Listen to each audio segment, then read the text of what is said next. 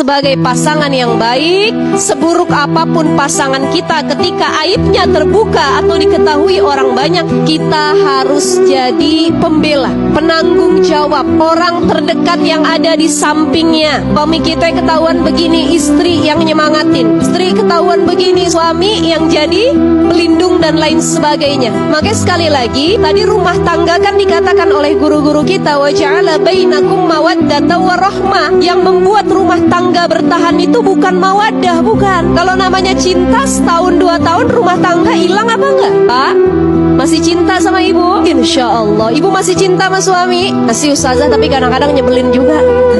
Begitu ya. Maka pernikahan bertahan bukan asas cinta lagi, tapi rahmah, saling penerimaan. Tatkala pasangan kita sedang terpuruk di bawah, aibnya dibuka, diketahui banyak orang, pasanganlah yang maju untuk membela.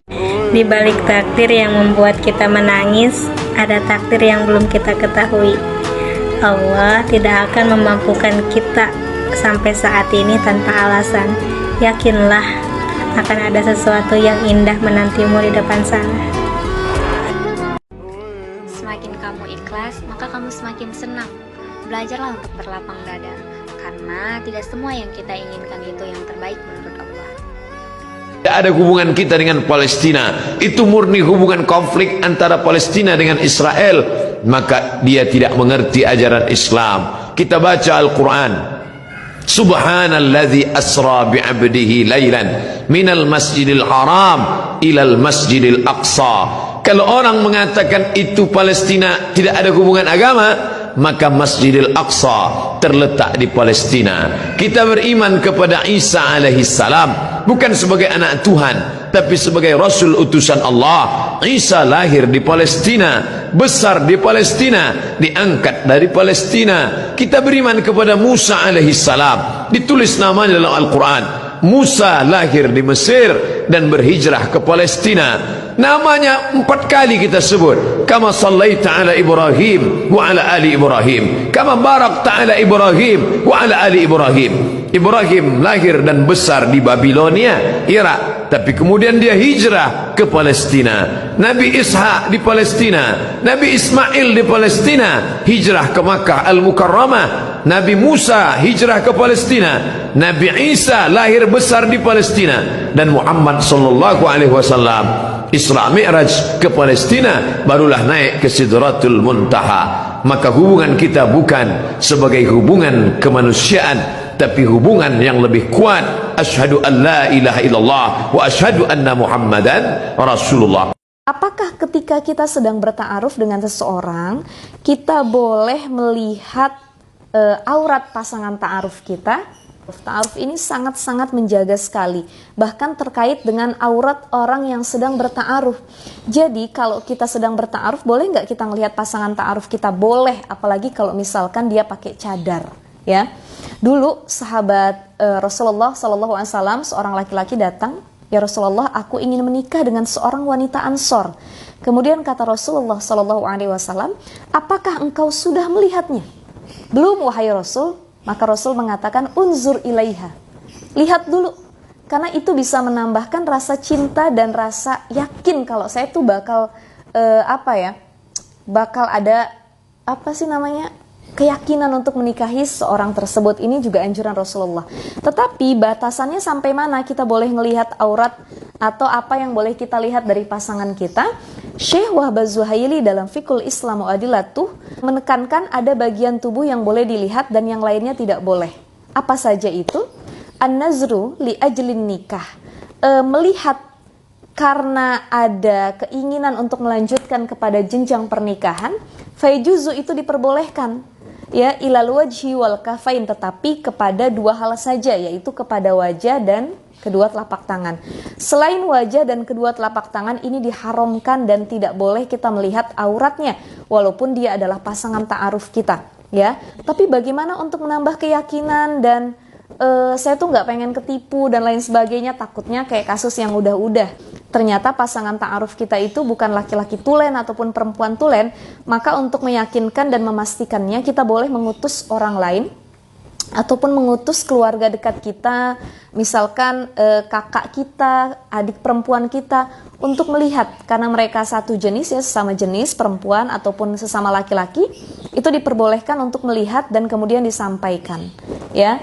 Tetapi kalau kita yang melihat langsung itu tidak diperbolehkan ya. Jadi teman-teman, itu 3 pertanyaan tadi yang saya jawab singkat-singkat gitu ya. Mudah-mudahan bisa jadi wawasan baru buat kita semua, dan teman-teman yang lagi ta'aruf mudah-mudahan dimudahkan oleh Allah.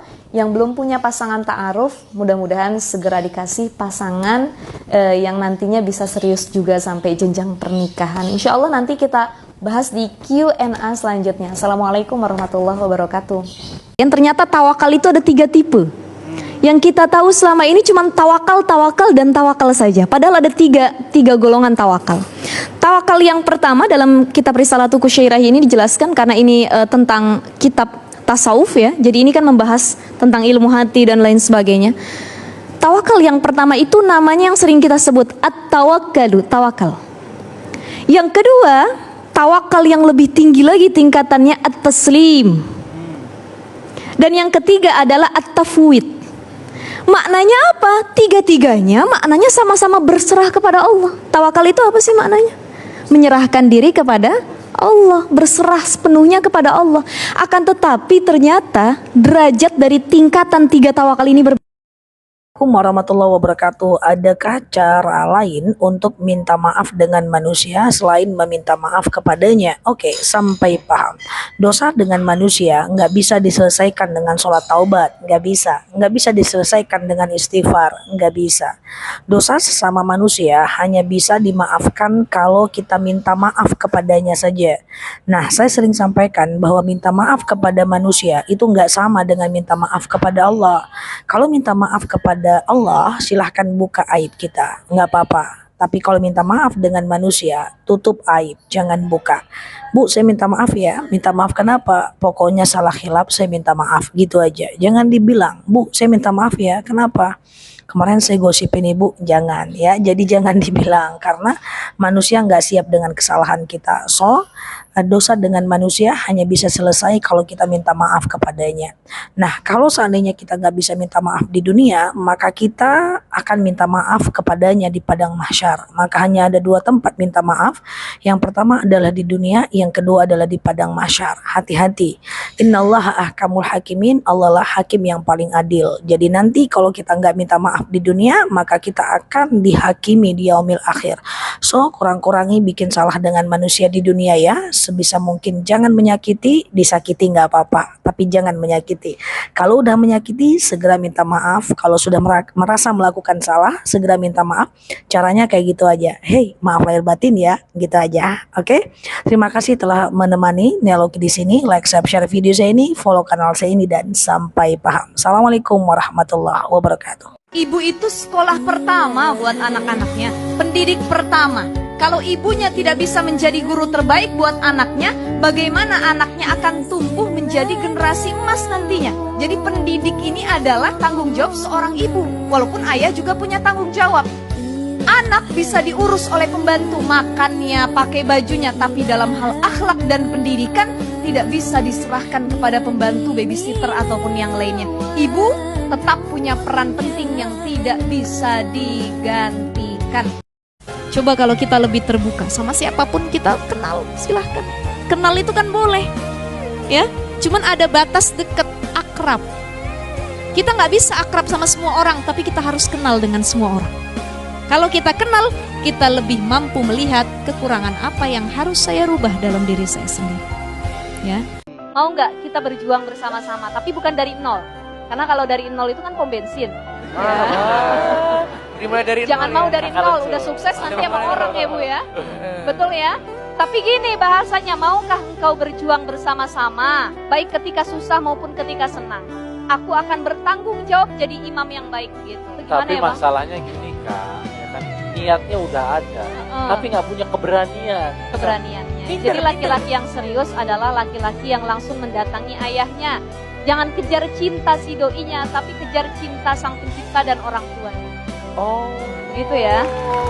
Jadi kalau kita ibu-ibu pengen punya suami soleh, Kita harus berkaca diri, kitanya udah soleha belum? Pengen punya suami lemah lembut, berkaca diri, istrinya udah lemah lembut belum? Ini kan kadang-kadang beda, ya. Pengen punya suami yang lemah lembut, tapi kita sama suami aja ngelawan, kasar dan lain sebagainya.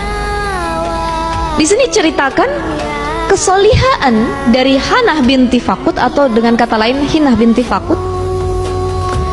إذ قالت امرأة عمران ربي إني نذرت لك ما في بطني محررا فتقبل مني إنك أنت السميع العليم. Jadi Hinah binti Fakut atau Hanah binti Fakut seorang yang sangat soliha. Saya teringat dengan salah satu pepatah Jepang yang menjadi motivasi bagi saya. Nana korobi ya oki, jatuh 7 kali, bangkit 8 kali.